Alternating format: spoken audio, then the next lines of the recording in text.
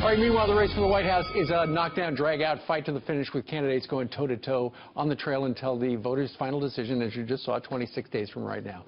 And we're keeping score each week in the title boxing ring with former prize fighter and political analyst Ed Rollins, who runs the pro-Trump super PAC, Great America. Thank you. Let's just talk briefly about the big news story. Peter Doocy over at Trump Tower is talking about this new allegations from the New York Times about these women and Trump back in the day. Well, as serious as all the issues are facing this presidential race, these are not the ones that should be being discussed. But obviously, they're a great distraction.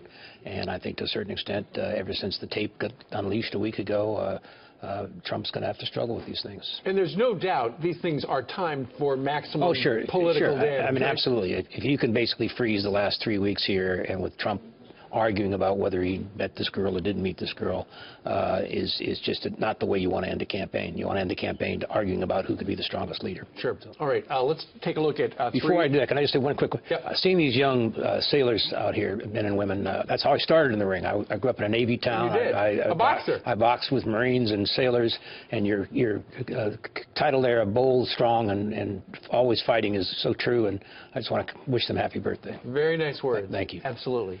We all admire them. All right, so Ed's going to take a look at 3 sound bites from the past week, and then he's going to tell us who won the round. First up, Hillary versus Trump on the email scandal.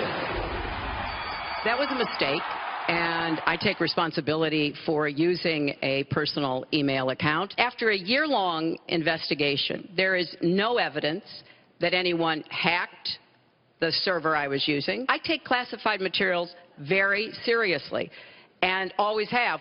So we're going to get a special prosecutor, and we're going to look into it, because you know what? People have been, their lives have been destroyed for doing 1/5 of what you've done, and it's a disgrace. And honestly, you ought to be ashamed of yourself. It's just awfully good that someone with the temperament of Donald Trump is not in charge of the law in our country. Yeah, because you'd be in jail. Okay. Round 1 goes to? It goes to Trump. Obviously, this is still an issue that's out there. The FBI is still very unhappy that Comey didn't basically bring it forward for prosecution. She can say her stuff wasn't hacked. Everything's hacked, as we've seen with the leaks. So I think he clearly won that round. All right. Round 2. Hillary Clinton versus Donald Trump on respect for women. This was locker room talk. I'm not proud of it. I apologize to my family. I apologize to the American people. Certainly, I'm not proud of it. I have great respect for women. Nobody has more respect for women than I do. You never did that. I said things that, frankly, you hear these things are said.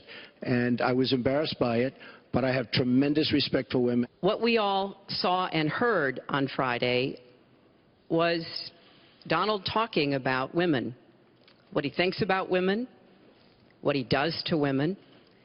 And he has said that the video doesn't represent who he is. But I think it's clear to anyone who heard it that it represents exactly who he is, because we've seen this throughout the campaign. All right, round 2 goes to? Certainly goes to Hillary. She nailed him on this issue. This is one of the most devastating things that's happened to the campaign since the release of this. He's going to struggle with this the rest of the campaign. And his answer that it's locker room talk, trash talk, is just not a good answer. Not relevant. All right. The final round? Round 3, Hillary versus Trump on support by Republicans. What's exciting to me is that we're getting more and more support, not just from Democrats, but from independents and Republicans. I think we should get support, and we don't get the support from guys like Paul Ryan. I'm just tired of non-support, and I don't really want his support. I don't want his support. I don't care about his support. What I want to do is I want to win for the people. Who gets round 3? She gets round 3 because it was a self-inflicted wound on Trump's part. Trump's now going to fight Republicans as opposed to fighting her, and basically have lost a week now arguing about who's what and where. Paul Ryan, I think, made a mistake by going after him or running away from him, but he has to do that. But Trump made a bigger mistake by going after Republicans as opposed to her. But now there are a lot of Republicans who feel abandoned by the Republican establishment. It's creating chaos in the party, and we're now putting both the Senate and the House and his presidency in jeopardy. All right. Thank you very much. Ed Rollins, thank you very much.